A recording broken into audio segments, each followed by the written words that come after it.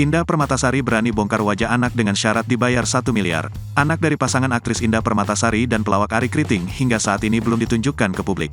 Sehingga, hal tersebut membuat banyak warganet penasaran dengan paras buah hati mereka.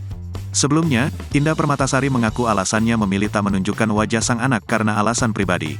Mengenai detail alasannya seperti apa, selebihnya, Indah meminta awak media untuk menanyakan hal tersebut kepada suaminya.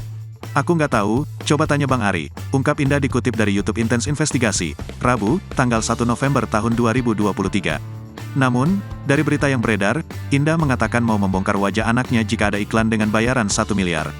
"Kalau ada, yang mau bayar 1 miliar, ya boleh, kita mah kalau ada rezeki tidak menolak," ungkap Indah dengan tawanya. Kendati demikian, Indah juga tak merasa yakin akan ada yang bisa memenuhi tawaran tersebut. Saat ini, yang diketahui dari anak Indah dan Arie itu hanya inisial namanya saja, yakni Baby V.